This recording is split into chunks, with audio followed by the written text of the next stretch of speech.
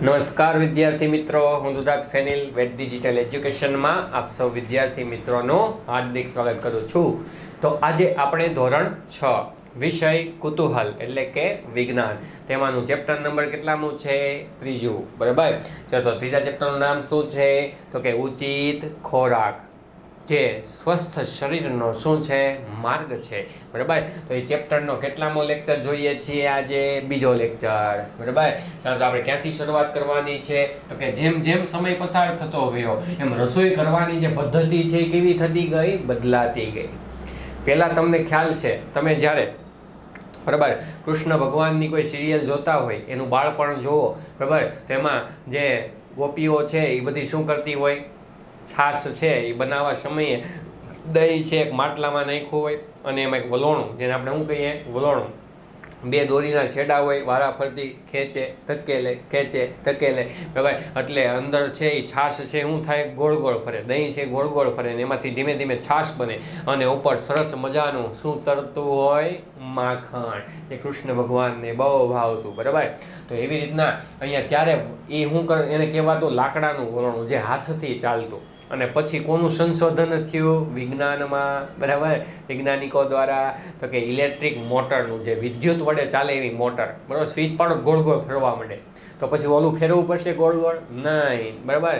તો આપણે ઓછા સમયમાં ઓછી મહેનતમાં મહેનત નહીં કરવી પડે અને ફટાફટ માખણ અને છાશ બનાવી દેશું કે નહીં? બરાબર. તો આ રસોઈ કરવાની પદ્ધતિ કેવી થઈ ગઈ મિત્રો? બદલાઈ ગઈ. કારણ કે સમય પસાર થતો ગયો એમ ટેકનોલોજી આવી ગઈ. બરાબર. બધું ઝડપથી કામ થવા લાગ્યું. ચાલો, તો આપણે હવે એને વધારે સમજીએ.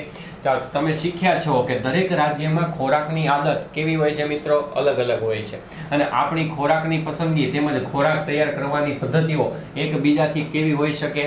અલગ હોઈ શકે. બરાબર. તો ઘણા છે અમુક વસ્તુ તળીને ખાતા હોય, તો અમુક વસ્તુ શેકીને ખાય. કારણ કે પાપડ છે ધારો કે, બરાબર, એને આપણે તળીને પણ ખાઈ શકીએ અને શેકીને પણ ખાઈ શકીએ. તો પદ્ધતિ બદલાઈ જાય કે નહીં? પસંદગી પ્રમાણે. ચાલો, તો આ શું આપણે ખોરાકની આદતો અને રસોઈ બનાવવાની પદ્ધતિ એ સમય જતાં બદલાય છે? તો કે હા, હમણાં જ આપણે ઉદાહરણ જોયું. સમય જેમ જેમ પસાર થતો જાય એમ ખોરાક બનાવવાની પદ્ધતિ કેવી થઈ જાય? બદલાઈ જાય. બરાબર. હા, પહેલાં બધું છે જ્યારે કુકર નહોતું ત્યારે બધું ઘડામાં બાફવામાં આવતું. ઘડો હોય ને માટીનો, બરાબર, ગોળો જેને કહીએ આપણે, તો એમાં બધું બાફવામાં આવતું. પણ અત્યારે કુકર આવી ગયા, પદ્ધતિ બદલાઈ ગઈ. સિટીનો કેવો અવાજ આવે? ગમે ત્યાં બેઠા હોય સંભળાઈ જાય કે નહીં? હા, ચાલો, તો હવે હમણાં તો આપણે વાત કરીએ, આપણો કેટલામ લેક્ચર છે? બીજો. પણ ઘણા બધા વિદ્યાર્થીઓને એમ હોય સાહેબ બીજો લેક્ચર સીધો ક્યાંથી આવ્યો? પહેલો ક્યાં? તો કે પહેલો બતાવી દઉં ક્યાં આવે એ. બરાબર. અને તમારે વિજ્ઞાનને સંપૂર્ણ ભણવું હોય તો એ હું બતાવી દઉં. ચાલો, કઈ રીતે ધ્યાન આપજો ખાસ. હા, ચાલો, તો કઈ રીતના? તો કે આપણે કેટલા વિષયો ભણવા છે ભાઈ? ગણિતે ભણવું, વિજ્ઞાને ભણવું, અંગ્રેજી ભણવું, સામાજિક વિજ્ઞાને ભણવું. પણ એક એક ચેપ્ટરને આખો અભ્યાસક્રમ ભણવો છે, આ તો એ પણ મળશે. બરાબર. અને કોઈ એક વિષય ભણવો છે, કારણ કે વિજ્ઞાન જ ભણવું છે તો એ મળશે, ખાલી ઇંગ્લિશ ભણવું છે તો એ મળશે, બધું જ મળશે. માગો એ મળે ભાઈ. હા, બાકી માગ્યા વગર માં પણ પીરશે નહીં, પણ એ માગો એ મળશે. બરાબર. ચાલો, તો આપણે પ્લે સ્ટોરમાં જઈને વેટ ડિજિટલ એજ્યુકેશન નામની શું મારવાનું છે? તો કે એપ્લિકેશન સર્ચ કરવાની છે. સર્ચ કરશો એટલે એપ્લિકેશન હાજર થશે, એને તમારે ઇન્સ્ટોલ કરવાની અને પછી ઓપન ઉપર ક્લિક કરો એટલે આ રીતનું પેજ નીકળે. બરાબર. આપણી પાસે જો તો કેટલા ફોલોવર છે, કેટલા સબસ્ક્રાઈબર છે? 5 લાખ. બરાબર. હા, એટલે મૂંઝાવાનું નહીં, વિશ્વાસ રાખો. હવે તમે જરૂર ને જરૂર આગળ વધશો. ચાલો, આમાં ફોન નંબર નાખી દેવાના છે તમારા, પછી સેન્ડ ઓટીપી પર ક્લિક કરવાનું એટલે 4 આંકડાનો શું આવશે? ઓટીપી આવે, એ તમારે દાખલ કરી દેવાનો. બરાબર. એટલે તમારી એપ્લિકેશન કેવી થઈ જાય મિત્રો? ચાલુ થઈ જાય. એમાં પેલું પેજ ખુલશે, એમાંથી તમારે કોના પર ક્લિક કરવાનું? પેઇડ કોર્સ ઉપર. પેઇડ કોર્સ ઉપર કરશો એટલે પહેલું પેજ નીકળશે, પછી એને સ્ક્રોલ કરશો એટલે બીજું પેજ નીકળે. એમાં કયા ધોરણમાં જશું આપણે? 6થા ધોરણમાં. ચાલો, 6થા ધોરણમાં જાઓ, બરાબર. તો શું થશે? તો કે તમારા બધા વિષયોનો કોર્સ તમારી સામે હાજર હશે. બરાબર. તો તે તમે એમાંથી મેળવી શકો છો. બરાબર. અને ધારો કે કોઈ એક જ વિષયનો તમારે કોર્સ જોઈએ તો પાછું સ્ક્રોલ કરો, નીચે બધા જુદા જુદા વિષય છે, એને પણ તમે ભણી શકશો. કોઈ પણ એક વિષયને પણ જરૂરી નથી ચારેય વિષયનો જ કોર્સ આપણે ખરીદવો. ચાલો, તો અહીંયા શું બાકી જો બીજું શું ફેસિલિટી તમને આપી છે? તો કે 3 થી 12 ધોરણના બરાબર. તમારા ભાઈ બહેન છે, તમારા સગાવાલા હોય, હવે એમાંથી કોઈ અન્ય ધોરણમાં ભણતું હોય તો એના વિડીયો જો બધા ધોરણના આપણે લેક્ચરો બનાવેલા છે, બધા પાઠ મૂકેલા છે, બધા વિષયો મૂકી દીધા છે, બરાબર. હા, તો બધાને આની માહિતી આપો અને બધાને ભણવાનો ચાન્સ મળે, બરાબર. એના માટે તમે સહભાગી બનો. ચાલો, તો હવે આપણે આગળ વધશું. ખોરાકની જે સમય બદલાતા જે કઈ રીતો બદલાતી ગઈ, બરાબર, એને આપણે સમજવાનું છે. તો ચાલો પરસ્પર ચર્ચા કરીએ. પરસ્પર એટલે એકબીજા સાથે, અંદરો અંદર પર આપણે શું કરશું? વાતચીત કરશું, ચર્ચા કરશું. વડીલો કોને કહેવાય? આપણાથી મોટા હોય, જેની પાસે વધુ જ્ઞાન હોય, બરાબર. હા, અને જે આપણને સાચવતા હોય એને શું કહેવાય? વડીલ કહેવાય, બરાબર. તો તેમની ખાવાની આદતો, પછી રસોઈની પદ્ધતિઓ વિશે માહિતી એકત્રિત કરો. આપણા વડીલો જોઈજો, ચમચીથી ખાશે કે હાથથી ખાશે? ચોળીને દાળ ભાત છે, કઢી ખીચડી છે, હાથથી ખાશે. આપણે વળી કેનાથી ખાઈ? સ્પૂનથી ખાઈ. હે? હા, તો પદ્ધતિ ખાવાની કેવી હોય? અલગ અલગ હોય. ચાલો, તો માટે પ્રશ્નોની યાદી તૈયાર કરો અને નીચે કેટલાક નમૂનાના પ્રશ્નો પણ આપેલા છે. ઘણા બધા આપણે જો આ પ્રકારના નમૂના આપ્યા છે, એ પ્રમાણે તૈયારી યાદ કરો. તમને એમ થાય કે કયા મુદ્દા પર તૈયારી કરવી, બરાબર. હા, તો આ મુદ્દા આપ્યા. જો કયું તો કે તમે હજુ પણ કેવા પ્રકારનો ખોરાક ખાવ છો? શું નવું ખાવાનું ચાલુ કર્યું છે? ઘણા એવું હોય કે હજી મોટા થઈ ગયા હોય, બરાબર, પેલું બીજું ત્રીજું ભણતા ચા દૂધ પીવાય સવારમાં, એ વાત રેડી છે, બરાબર. પણ હવે તમારું શરીર મોટું થઈ ગયું, તમારે ઉર્જાની તાકાતની કેવી જરૂર છે? વધારે. તો સવારે તમારે ખાલી ચા દૂધ પીધે થાય નહીં. હાઈડ્રો તમારે રોટલી, પાપડ, ભાખરી, અથાણું એવું કંઈક સાથે સવારમાં એડ કરવું પડશે, બરાબર. એક રોટલી ખાતા હશો તો 2 રોટલી ખાવી પડશે, બરાબર. એક જ શાક ખાતા હશો ખાલી બટેકાનું, તો એમાંથી જુદા જુદા શાકો ખાવા પડશે, બરાબર. તો તમે તંદુરસ્ત રહી શકશો, નિરોગી રહી શકશો, રોગ મુક્ત થઈ જશો, બરાબર. ચાલો, તો સમય જતા એટલે કીધું કે તમે નવું ચાલુ કર્યું કંઈ ખાવાનું? હે? હા, ચાલો. તો સમય જતા રસોઈની પદ્ધતિઓમાં શું ફેરફાર થયો? હમણાં જ આપણે ચર્ચા કરી ગયા. પહેલાં હાથ વડે વલોણું ચાલતું, અત્યારે ઇલેક્ટ્રિક મોટર વડે ચાલે છે, બરાબર. હા, ચાલો. પછી આ ફેરફારોનું શું કારણ છે? પહેલાં આપણે દેશી ચૂલા હતા, હવે જો આવા અદ્યતન LPG ગેસવાળા ચૂલા આવી ગયા. હે? હા, એમાં વાસણો કાળા થતા, આમાં કાળા થાય નહીં, ખબર ન પડે, રસોઈ કરી નાખી એમ. પપ્પા ઘરે આવે તો પણ આમાં બધું કાળું થઈ જતું દેશી ચૂલામાં, બરાબર. તો પદ્ધતિ બદલાડી કે નહીં? દેશીમાંથી આપણે, બરાબર, ટેકનોલોજીમાં આવી ગયા. ચાલો, અને હવે તો પાછી સગડી આવી ગઈ છે, ખબર છે ને તમને? હા, જો પરંપરાગત ચૂલો એટલે કે જે પહેલાના સમયમાં વપરાતો, અને આધુનિક ગેસ સગડી છે, ગેસ વડે ચાલતી સગડી એટલે કે ચૂલો. ચાલો, પછી અહીંયા હું કીધું છે પથ્થરનો ખલદસ્તો. પહેલાં, બરાબર, કોઈ પણ વસ્તુ છે ને ભૂકો કરવો હોય, બરાબર, ધારો કે ખાંડ છે એ આપણે દળેલી ઘણી જગ્યાએ ઉપયોગ કરતા હોય કે નહીં, તો મમ્મી શું કરે? મિક્સરમાં નાખી દે. પણ પહેલાં આવું મિક્સર કંઈ હતું નહીં, સિક્સર કાંઈ લાગતી નહીં, ફોરમાં જતી, બરાબર.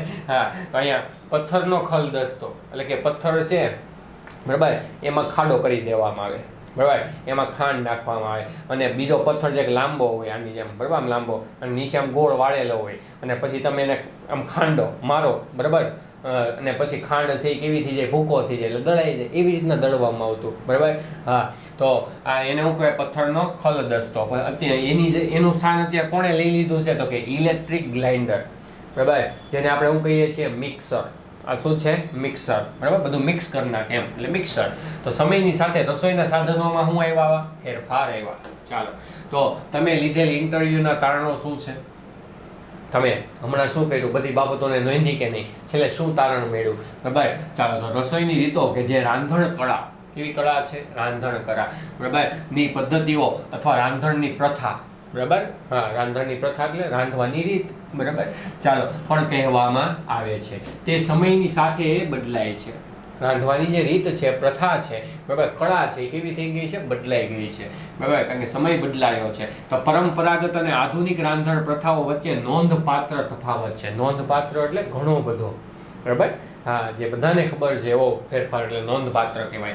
તો અગાઉ મોટા ભાગની રસોઈ ચૂલાના ઉપયોગથી કરવામાં આવતી હતી, અને આજના સમયમાં આપણે મોટા ભાગના લોકો આધુનિક ગેસ સગડી એટલે કે જે LPG નો બાટલો લાલ કલરનો આવે ને, ઘણા ઘરે તો ગેસ લાઈને હોય, બરાબર. હા, બાટલાની કંઈ વ્યવસ્થા આપણે કંઈ કરવી પડે નહીં, સીધી સરકાર દ્વારા ગેસ લાઈન પહોંચાડી દેવામાં આવે આપણા ચૂલા સુધી.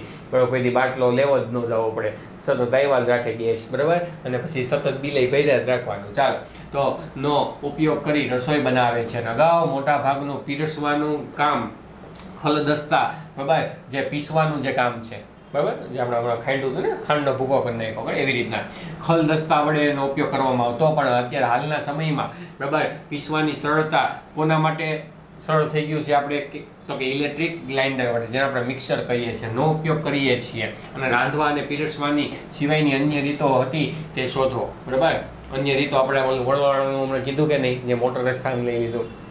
બરાબર, હવે છાશ બનાવવી હોય, થોડીક છાશ બનાવી છે આપણે, માખણ નથી જોતું. બરાબર, તો આપણા ઘરે બીજું શું હોય? બ્લેન્ડર હોય. બરાબર, આપણે દાળ ભાતની જે દાળ બનાવે મમ્મી, પહેલાં ઓલી ઝેવણીથી બનાવતા, આવી રીતના ફેરવીને. અત્યારે હું આવી ગયું, બ્લેન્ડર આવી ગયું. બરાબર, તપેલી હોય એમાં પાણી નાખે, દાળ નાખે, બાફેલી દાળ, અને પછી સ્વિચ ચાલુ કરે એટલે બ્લેન્ડર છે નીચે શું કરવા માંડે, ચકરી ફરવા માંડે. બરાબર, ને દાળ તરત તૈયાર થઈ જાય. પહેલાં તો આમ ફેરવીને થાકી જતા. બરાબર, ધારો કે કેરીનો રસ હોય, કાઢવો હોય, પહેલાં ખબર આમ ઘોળીને કાઢતા, આમ ઘોળીને આખી કેરીને આવું પોચી કરી નાખે. બરાબર, અને ઉપરથી ઓલું જે ડીટી હોય કાપી અને પછી ધીમે ધીમે શું કરે, દબાવે એટલે અંદરથી રસ નીકળે. પહેલાં એવી રીતના રસ કાઢવામાં આવતો. અને અત્યારે બરાબર, છાલ ઉખેડી અને જે બધો અંદરનો માવો હોય એ બધાને તપેલીમાં નાખે, મોટા ટુકડા, અને બ્લેન્ડર ચાલુ કરે, 2 જ મિનિટમાં રસ તૈયાર થઈ જાય. ઓલું તો આમ ઘોળીને થાકી જતા, આંગળીઓ દુખવા મળતી. બરાબર, હા, તો અત્યારે આધુનિક સમયે આ રસોઈની પ્રથા કે કળા છે એ કેવી કરી નાખી છે, બદલી નાખી છે, અને એ આપણા માટે ફાયદાકારક છે. બરાબર, ચાલો, તો આ બદલાવ કદાચ તકનીકી વિકાસ, સુધારેલા પરિવહન અને વધુ સારા સંદેશા વ્યવહારના કારણે જ આવ્યો છે. બરાબર, તો આ બધું સંદેશા વ્યવહારને કારણે, કારણ કે એક જગ્યાએ આવું મિક્સર આવ્યું હોય એ આપણને કઈ રીતના ખબર પડે, તો કે જે સંદેશા વ્યવહાર, બરાબર, ફોનમાં, ઇન્ટરનેટમાં, ન્યૂઝપેપરમાં એના મોટા ફોટા આવે એટલે આપણને એમ થાય આ શું છે, એટલે આપણે પછી એને જાણીએ અને આપણા ઘરમાં લઈ આવીએ અને એનો આપણે ઉપયોગ કરીએ. એટલે સંદેશા વ્યવહારને કારણે. બરાબર, પછી આપણે તકનીકી વિકાસ એટલે ટેકનોલોજી. બરાબર, અને પરિવહન એટલે કે એક જગ્યાએથી બીજી જગ્યાએ જઈએ, ત્યાં કંઈક નવું જોઈએ ને ઘરે લેતા આવીએ. બરાબર, આપણે મેળામાં ગયા હોય તો નવા રમકડા લઈ આવીએ કે કોઈ દી ન જોઈએ એવા, એવી રીતના આવા રસોઈના સાધનો લઈ આવવાના. ચાલો, હવે આહારના ઘટકો ક્યાં છે? હું પૂછું, આહાર એટલે ખોરાક, અને ઘટકો ક્યાં છે? તો કે ખોરાક છે કેવા પ્રકારનો હોય છે? આહારના ઘટકો એટલે ખોરાકના પ્રકારો. બરાબર, આપણે ઘણીવાર સાંભળ્યું હોય કે આપણે પ્રોટીનવાળું ખાવું જોઈએ, આપણે ચરબીવાળું ખાવું જોઈએ, આપણે કાર્બોદિતવાળું ખાવું જોઈએ. આ બધા આહારના ઘટકો કહેવાય. આપણે વિટામિનવાળું ખાવું જોઈએ. એવડું છે કે નહીં એવું ને? આમાં વિટામિન હોય, ઓલામાં ન હોય એવું ન ખવાય એમ કે ને આપણા મમ્મી પપ્પા, દાદા દાદી. બરાબર, હા, તો એ ખોરાકના શું છે ભાઈ? ઘટકો છે. ચાલો, એના વિશે આપણે આગળ વધીએ. તો કે મેદુ અને મિષ્ટી. બરાબર, પાછા 2 મિત્રો આવી ગયા છે, ભાઈ શાળામાં આયોજિત પરંપરાગત વાનગીનો મહોત્સવ હતો. બરાબર, હા, ચાલો, તો તેને શું કીધું આપણે કહીએ છીએ? તો કે ટ્રેડિશનલ ફૂડ ફેસ્ટિવલ. બરાબર, આપણી સ્કૂલમાં થતો હોય ને, અમુક આપણા મિત્ર હોય એને પાણીપુરીનો સ્ટોલ નાખ્યો હોય તો આપણે દાબેલીનો નાખીએ, કોઈ ફેંકીનો નાખે, બરાબર, કોઈ મંચુરિયનનો નાખે, કોઈ કોકોનો નાખે, કોઈ સોડાનો નાખે, કોઈ પાણીપુરીનો નાખે, કોઈ દહીંપુરીનો નાખે, કોઈ આલુપુરીનો નાખે. આવા બધા સ્ટોલ સ્કૂલો દ્વારા, બરાબર, કંઈ આયોજિત કરવામાં આવે કે નહીં? બસ એવું જ આ કોની શાળામાં થયું હતું? તો કે મેદુ અને મિષ્ટીની શાળામાં. ચાલો, તો એની મુલાકાત લેવા જવાની છે. આ મહોત્સવની થીમ શું હતું? સ્વસ્થ આહાર અને સ્વસ્થ જીવન. બરાબર, હા, તો ત્યાં પછી આપણે જે ફેંકી ખાતા હોય એ સ્વસ્થમાં આવશે નહીં, ચીઝ બટરવાળું સ્વસ્થમાં આવશે નહીં. બરાબર, કારણ કે અત્યારે મોસ્ટ ઓફ ચીઝ બટર કેવા પકડાય છે આપણે જાણીએ છીએ ને, ડુપ્લિકેટ બધું. હા, એટલે બહુ ડબલ ચીઝવાળું બહુ ખાતા નહીં ગયા, હો, હેરાન થઈ જાઓ. હાલો, હા, ચાલો આગળ વધીએ આપણે. તો એ જો કેવો સરસ મજાનો સ્ટોલ આપ્યો છે, રાજસ્થાની વાનગી, આપણા બાજુનું રાજ્ય ગુજરાતી વાનગી, શ્રીખંડ મઠો ને તારે ફ્રૂટ સલાડ ને. હલો, આસામ રાજ્ય છે, ત્યાંની વાનગી. બરાબર, તો આવા જુદા સ્ટોલ નાખેલા હતા. બરાબર. હા, તો આપણને નવા નવા ખોરાકો જોવા, જાણવા અને ખાવા મળે કે નહીં, કેવી મજા આવે. સ્ટોલનું જ્યારે કાર્યક્રમ સ્કૂલ દ્વારા આયોજિત કરવામાં આવે ત્યારે જેટલા પૈસા લઈને બધા પૂરા કરીને આવી કે નહીં, નહીં નવું ખાઈને. હા, ચલો મહોત્સવમાં વિવિધ પ્રકારની આપણે તો જઈએ અને બીજી સ્કૂલવાળા આપણા મિત્રો એને લઈ જઈએ, એને મજા મોજ પડી જાય. બરાબર. તો વિવિધ પ્રકારની પરંપરાગત વાનગીઓ દર્શાવતા વિવિધ સ્ટોલ બનાવવામાં આવ્યા છે. પછી જ્યાં કોણ આવે છે? ડૉક્ટર પોશિતા. ડૉક્ટરની જરૂર શા માટે પડી મિત્રો? બરાબર. કારણ કે એને ખબર હોય કયો ખોરાક ખાઈએ તો આપણને એમાંથી શું મળે અને એનાથી શું ફાયદો થાય, અને કયો ખોરાક ખાઈએ તો એમાંથી કાંઈ ન મળે ને આપણને નુકસાન થાય. બરાબર. હા, તો એના માટે આપણે ડૉક્ટરને બોલાવ્યા. ચાલો, જે આહાર નિષ્ણાંત હતા, બરાબર, ખોરાક માટે સારી જાણકારી એને પાસે હતી એટલે નિષ્ણાંત કહેવાય, જે વિદ્યાર્થીઓને સમજાવે કે સ્વાસ્થ્ય એ સાચી સંપત્તિ છે. આપણે એવું જે શરીર છે એ તંદુરસ્ત રહે એટલે આપણે સ્વસ્થ થયા કહેવાય, એટલે આપણું સ્વાસ્થ્ય.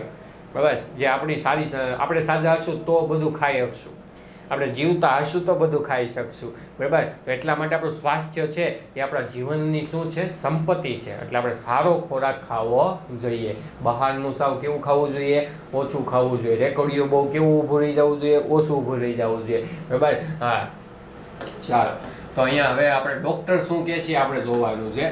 બરાબર. ચાલો સમજીએ ડૉક્ટર પોશિતાનું આવું કહેવાનો અર્થ શું છે. શું તમે ક્યારેય ભોજન લેવાનું ચૂકી ગયા છો? તો કે હા, ઘણીવાર આપણને ભાવતું શાક ન હોય તો આપણે રિહાઈને ખાતા નથી, એવું કરવાનું નહીં. જે ભાવે તે ખાઈ લેવાનું. બરાબર. હા, અને થોડોક ન ભાવતું હોય એને ખાવાનો પ્રયત્ન કરવાનો. હવે જે આપણે ખાતા નથી એમાંથી જે આપણને આહારના ઘટકો, પ્રોટીન, વિટામિન જે મળવાનું છે એ મળશે નહીં મળે. એના કારણે આપણને એને લગતા રોગ થશે, હેરાન થશું આપણે કારણ વગરના. થોડુંક ખાશો તો થોડુંક તો અંદર જશે, થોડુંક તો એમાંથી વિટામિન મળશે તો આપણને રોગ થતા અટકાવશે. બરાબર. તંદુરસ્ત રાખશે. તો જ્યારે તમે ભોજન લેવાનું ચૂકી જાઓ છો ત્યારે તમને કેવું લાગે છે? તંદુરસ્તી હોય છે કે આવું નિરાશ થઈ ગયા હોય, અશક્તિ ન રહી હોય એવું લાગે કે નહીં? બધા કામ ધીમે ધીમે થવા લાગે કે નહીં? રમવા જાવ તો કેવું ખાવું લાગે? ગમે નહીં કંઈ. હું કામ જમ્યા નથી. જ્યાં સુધી ખાશું નહીં, જમશું નહીં ત્યાં સુધી મજા આવશે નહીં.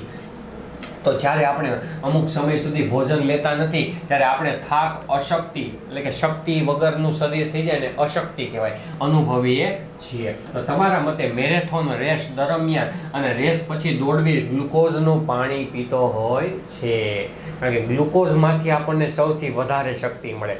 સમજો, ઘણી વાર સાંભળ્યું હોય, ઘણે દાખલ કરે ને દવાખાનામાં, બરાબર, તો ગ્લુકોઝના બાટલા ચડાવે, એવું સાંભળ્યું છે ને? બસ, તો એટલે ગ્લુકોઝ જો રમતવીર છે, દોડવીર છે, પીશે તો એનામાં શક્તિ કેવી આવશે? વધારે. તો પહેલો નંબર લાવશે કે નહીં? ગોલ્ડ મેડલ મળશે કે નહીં? જીતી જાય કે નહીં?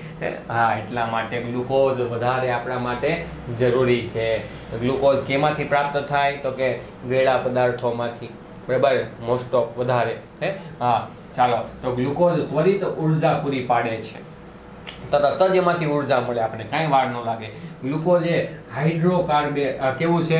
બરાબર, કાર્બોહાઈડ્રેટ એટલે કે કાર્બોદિતનું ઉદાહરણ છે. એને કયું નામ આપવામાં આવ્યું? કાર્બોદિત. માંથી આપણને ગ્લુકોઝ મળે. જેમ કે ભાત છે, ઘઉં છે, બરાબર, રોટલી ખાઈએ એમાં કાર્બોદિત વધારે હોય, બ્રેડ હોય, બટેકા છે, આમાં કાર્બોદિત બહુ વધારે હોય. બરાબર. તો એને કાર્બોહાઈડ્રેટ બરાબર તરીકે આપણે આહારને નામ આપવામાં આવ્યું છે. તો આપણા આહારમાં ઉર્જાનો પ્રાથમિક સ્ત્રોતમાંનો એક કોણ છે? તો કે કાર્બોહાઈડ્રેટ. ઉર્જા એટલે શક્તિ, તાકાત. બરાબર. ઘઉં, ચોખા અને મકાઈ જેવા અનાજ, પછી શાકભાજી કેવા? તો કે બટાકા, શક્કરિયા, બરાબર, એમાં કાર્બોહાઈડ્રેટ વધારે હોય, ગ્લુકોઝનું પ્રમાણ વધારે હોય. પછી શાકભાજીમાં, બરાબર, શાકભાજી, પછી કેળા, અનાનસ અને કેરી, આ બધામાં કાર્બોદિત પદાર્થ કેવો છે? વધારે છે. બરાબર. ગ્લુકોઝ એમાંથી કેવો પ્રાપ્ત થશે? વધુ પ્રાપ્ત થશે. બરાબર. તો આ કેરી જેવા જે ફળો છે તેમાં જે કાર્બોહાઈડ્રેટ છે તેના કેટલાક સ્ત્રોતો તરીકે એને ગણવામાં આવ્યા છે. સ્ત્રોત એટલે શું? તો કે જેમાંથી આપણને મળે એને સ્ત્રોત કહેવાય. બરાબર. નદી છે કોનો સ્ત્રોત છે? પાણીનો. પેટ્રોલ પંપ કોનો સ્ત્રોત છે? પેટ્રોલનો. ડેરી છે, ડેરી, એ કોનો સ્ત્રોત છે? તો કે દૂધનો. સમજાઈ ગયું? સ્ત્રોત એટલે જ્યાંથી વસ્તુ પ્રાપ્ત થાય એને સ્ત્રોત કહેવાય. ચાલો, તો શું તમે જાણો છો કે ખાંડ પણ એક પ્રકારની કાર્બોહાઈડ્રેટ છે? તો કે હા, બરાબર, આપને તો ખબર છે. ચાલો પછી જો અહીંયા મસ્ત મજાનું ચિત્ર આપ્યું છે. આ બધા કોના સ્ત્રોત છે? ક્યાંથી? આમાંથી આપણને શું મળશે? કાર્બોહાઈડ્રેટ. કાર્બોહાઈડ્રેટ એટલે આપણે હમણાં શું કીધું હતું? ગ્લુકોઝ. બરાબર.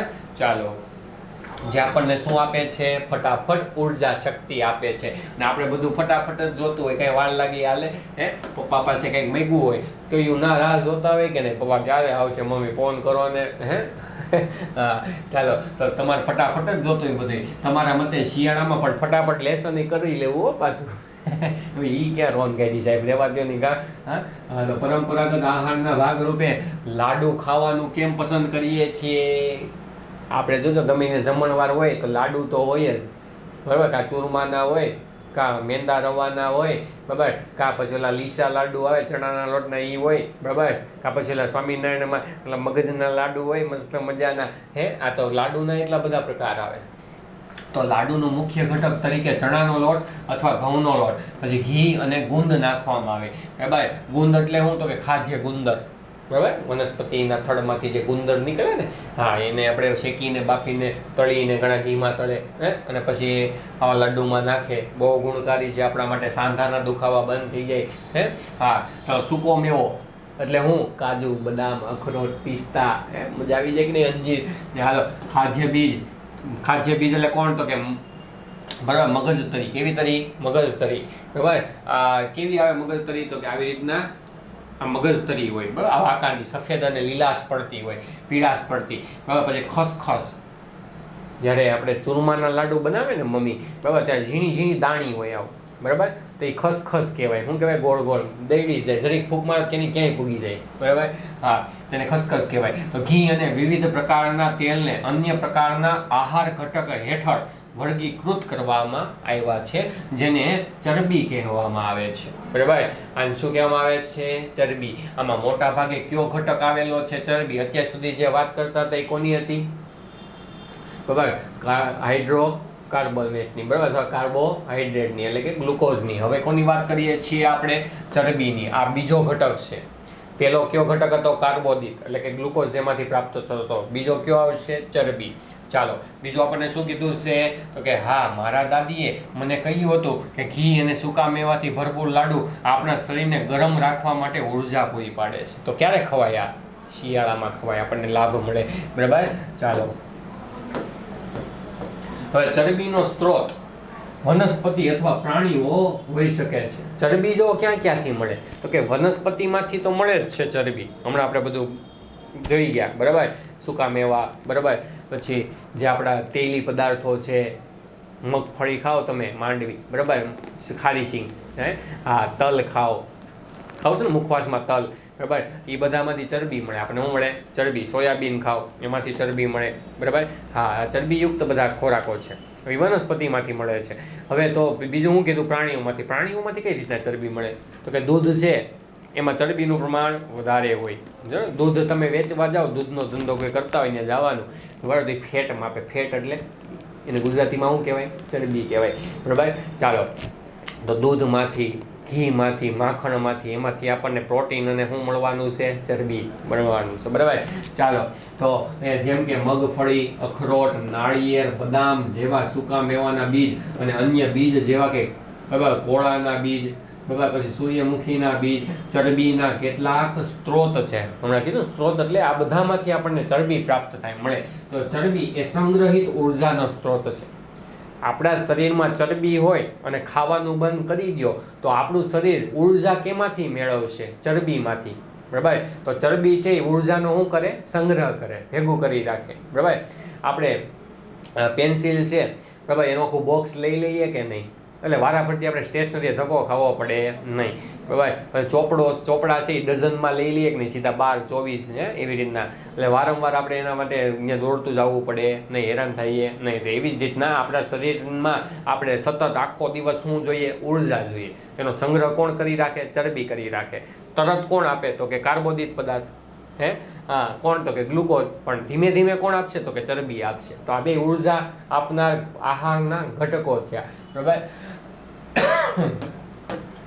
ચાલો, હવે અહીંયા જો આપણે ચિત્ર સહિત આપ્યા છે, જો દરેક પ્રકારના તેલ, કોઈ પણ પ્રકારનું તેલ હોય એમાં ચરબી હોય, ઘીમાં ચરબી હોય, સૂકા મેવા આપ્યા છે જો ને, બદામ ને કાજુ ને અખરોટ ને પછી સૂર્યમુખીના બી જો કેવા આપ્યા છે, વ્હાઈટ આપ્યા. શું કામ? બહારથી કાળા હોય, અંદરથી સફેદ નીકળે. ખાધા છે ને, ટાઈમ પાસ લખેલું આવે એની ઉપર. અને એમાં શું હોય તો કે સૂર્યમુખીના બી, સોયાબીન, એમાંથી તેલ નીકળે. અને તેલમાં જેમાંથી નીકળતું એમાંથી ચરબી આપણને સૌથી વધારે પ્રાપ્ત થાય. બરાબર, ચાલો